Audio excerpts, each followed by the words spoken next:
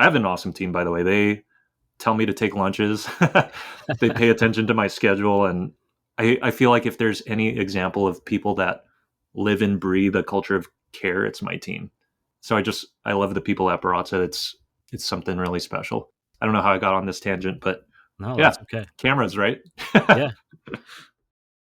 Hey everyone, thank you for listening to Coffee Smarter Pro. If you're enjoying this show or any of the Roast West Coast Coffee podcasts, please help us grow by buying us a cup of coffee and signing up for our newsletters. Links in the show notes. Thank you. Before we get started on the show today, I want to shout out the presenting sponsor, Roastar Coffee Packaging. We couldn't do this without them. You can find Roastar online at roastar.com. Now, on to the show.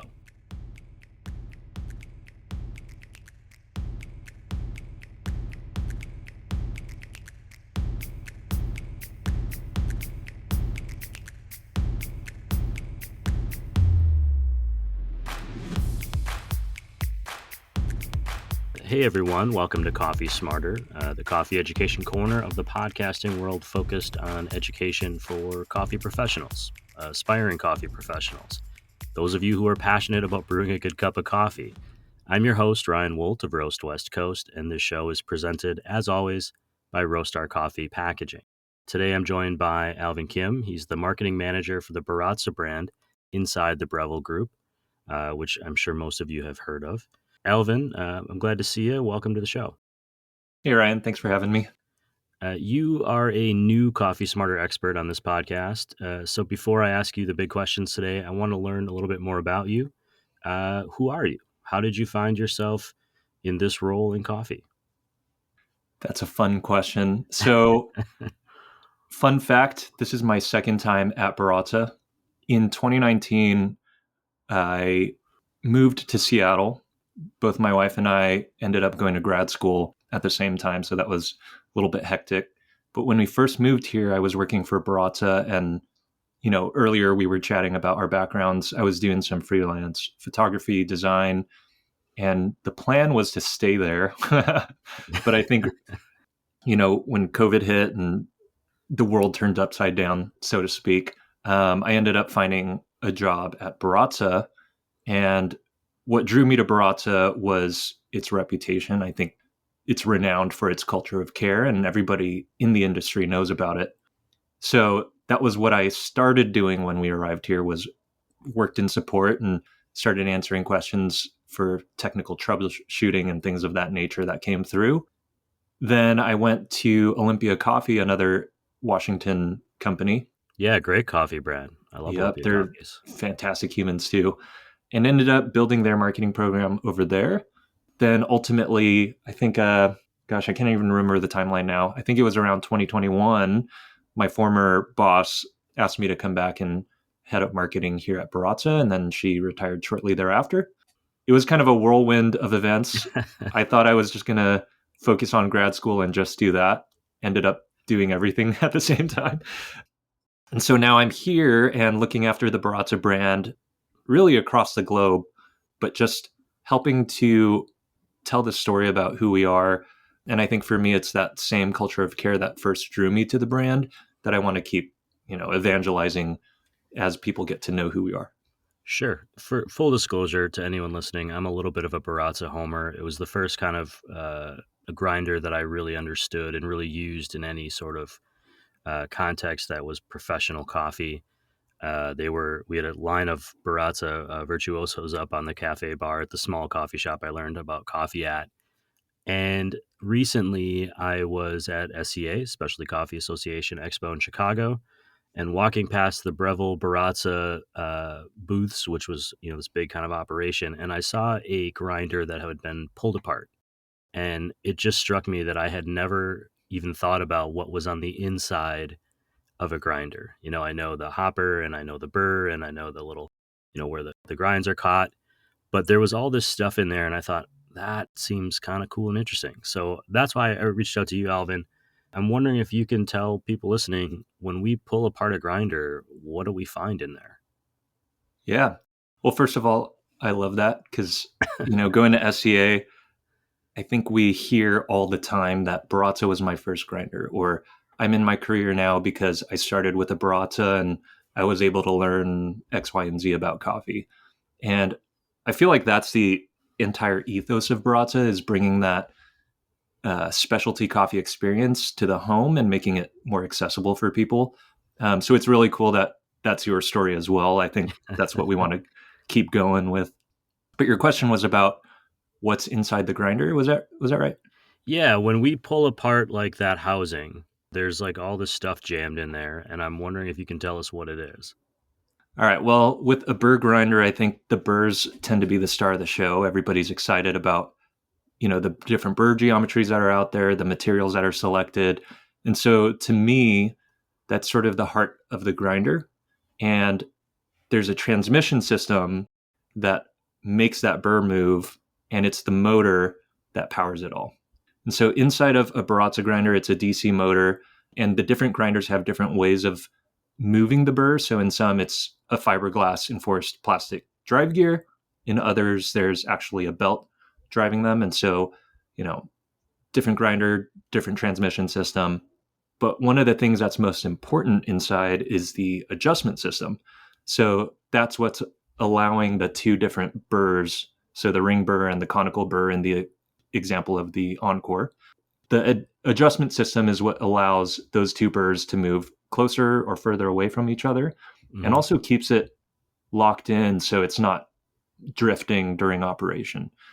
So I would say those are the key items that are on the inside. And on the outside, there's different hoppers. Now there's single dose hoppers. There's different ways of catching the grinds. Some of our grinders have just portafilter hooks, or you could turn them and hold a larger grounds catch bin. We also have a new dosing cup that comes with our Encore ESP. So I think what I'm alluding to is we have a ton of different grinders and a ton of different ways of building those grinders, but at their core, they're all burrs pushed by a motor of some sort. Yeah, it's kind of exciting because you would think it's just taking whole beans and making them smaller.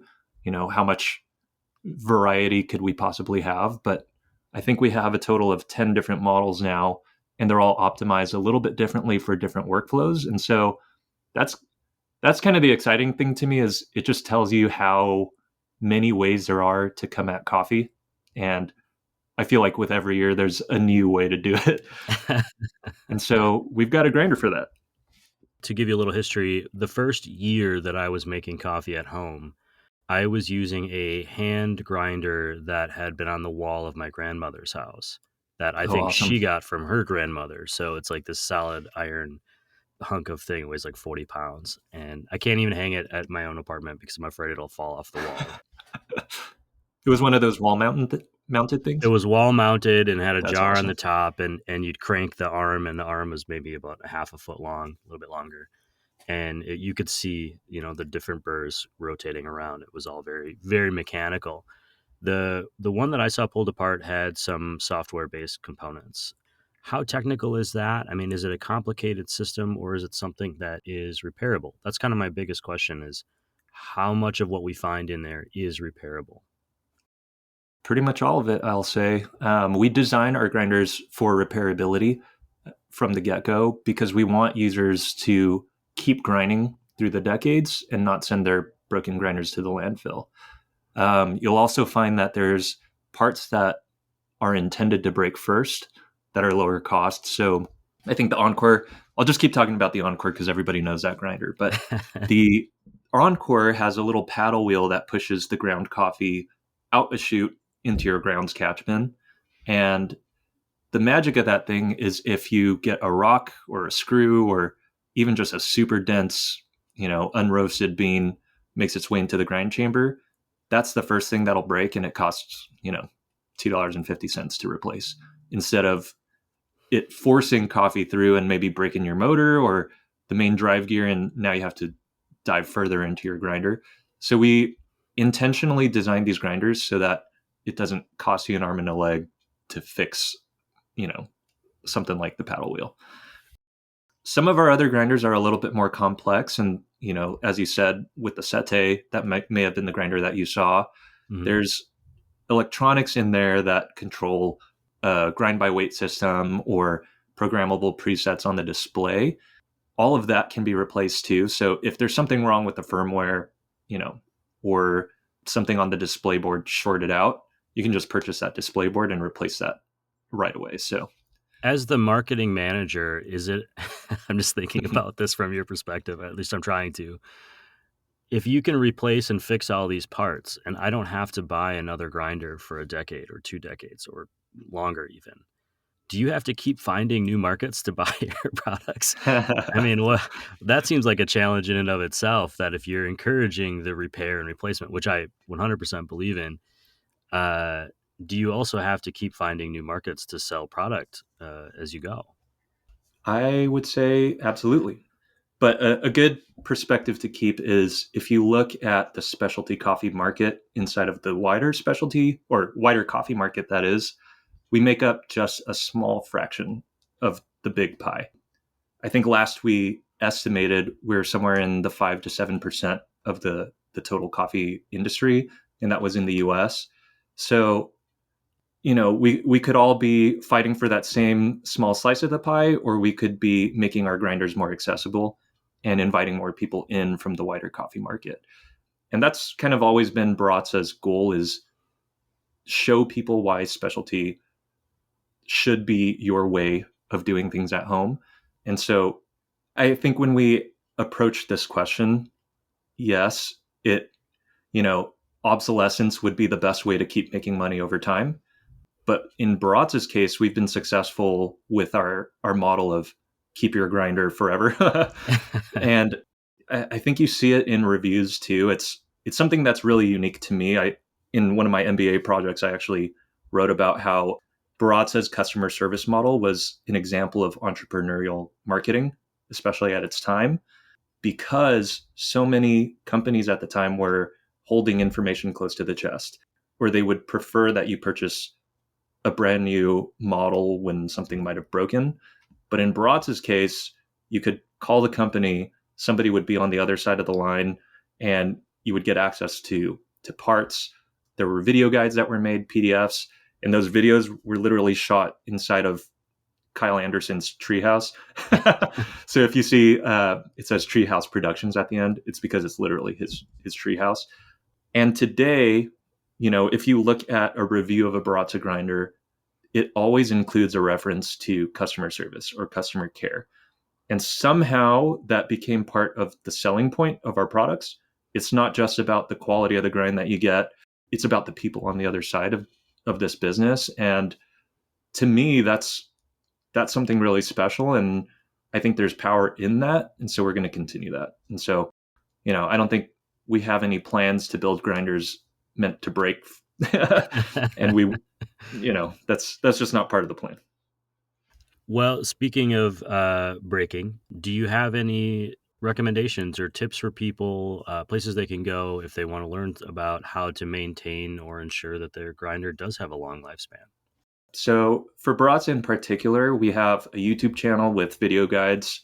If you go to baratza.com, click support, there's a section where you can go to knowledge articles, and basically it's our entire resource of what we translated from PDFs into online articles for every single grinder in our lineup.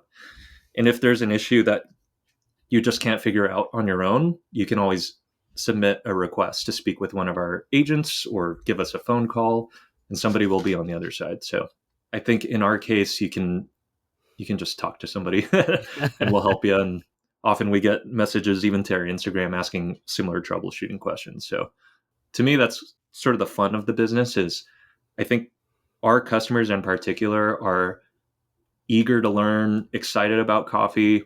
And so it's a little bit infectious for us because, in my case, I've been in coffee for 10 years now, but there's always that other person that's reaching out to us that's just so stoked. And it gets me excited again about coffee because it's just such a unique industry, like I said earlier, with so many angles to come at it. And so being able to engage with people from all those different angles keeps things interesting for me. So, since you are a coffee person, I have to ask you this to end our show, which is, if you were to stop at a coffee shop that you've never been to before, what are you going to order? Boy.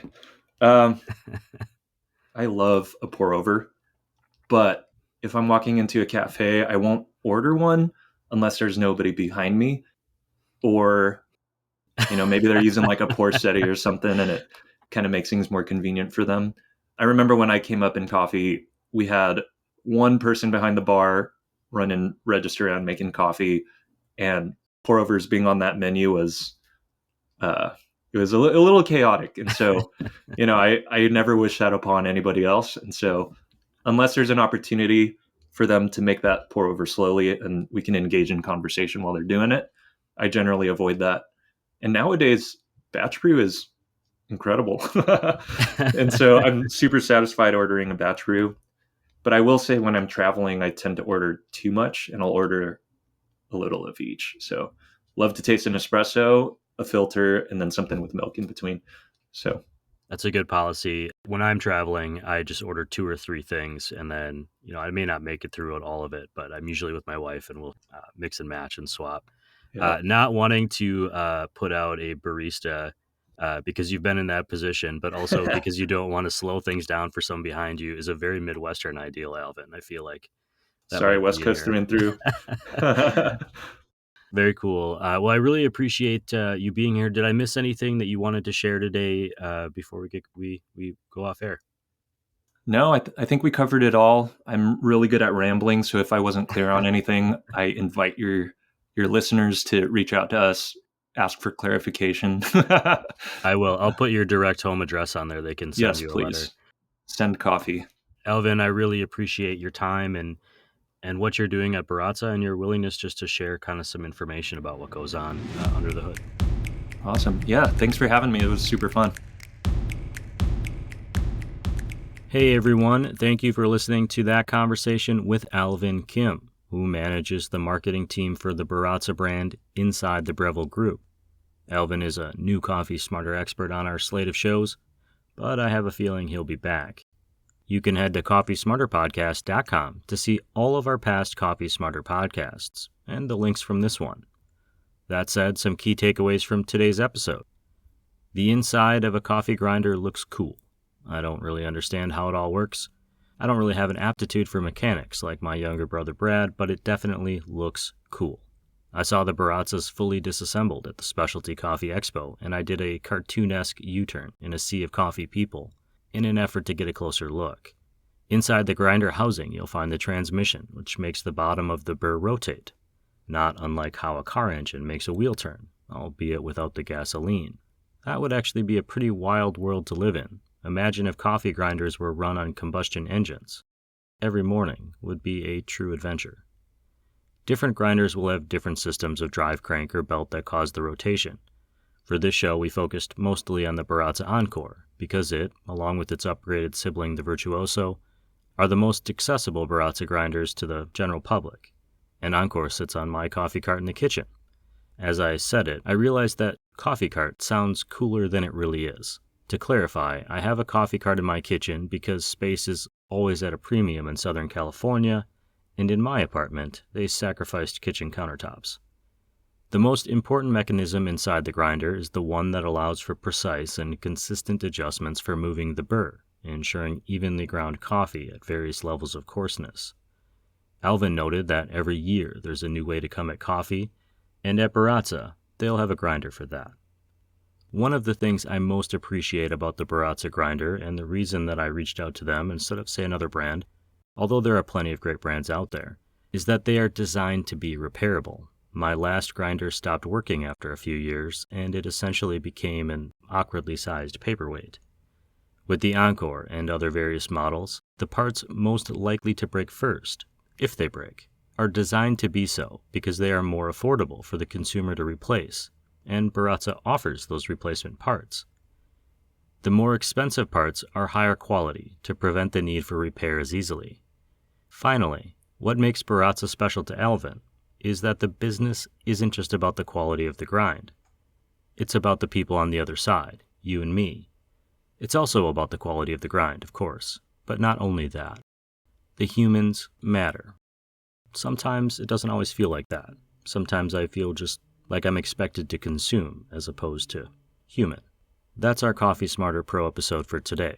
Our guest coffee expert, Alvin Kim, is the marketing manager for Baratza, which is part of the Breville Group. Head to baratza.com to see the full lineup of coffee grinders they offer. From the Encore to the Forte, they've got grinders suited for the coffee enthusiast to the cafe countertop. And if you have a grinder question, please reach out to Baratza on baratza.com. A human will be on the other end of that call. You can find more links in coffee context in our newsletter at coffeesmarterpodcast.com. The presenting sponsor of Coffee Smarter Pro is Roastar Coffee Packaging. Find them online at roastar.com or in real life in central Wisconsin. They'll help you tell the big story of your small business. That's roastar.com. Thank you to Crossings Coffee, who along with Hasea Coffee Source green coffee importers have been essential to uplifting our Coffee Smarter efforts. And a shout out to our legacy partners, Zumbar Coffee and Tea, Steady State Roasting, Moster Coffee Company, Coffee Cycle Roasting, Camp Coffee Company, Maria Coffee, and Cape Horn Green Coffee importers. Our full city partners include Ignite Coffee Company, Ascent Coffee Roasters, Civets Roasting Machines, Craft 42 Roasters, and Cozy Canine Coffee. If you'd like your company's name to be on that list, please reach out to me through the roastwestcoast.com website or send me an email at roastwestcoast@gmail.com.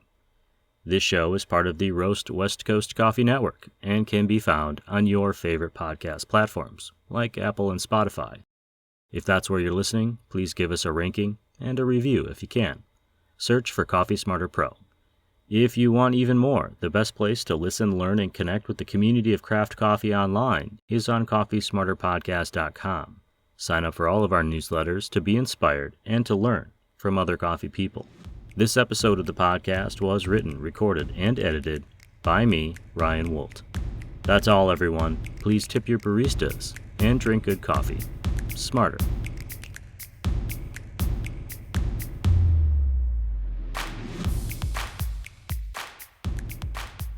Coffee is uniquely special in that way.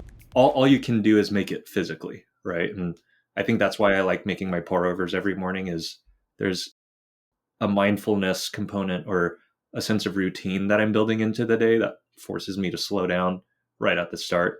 And so on an individual level, I'll make a pour over all day.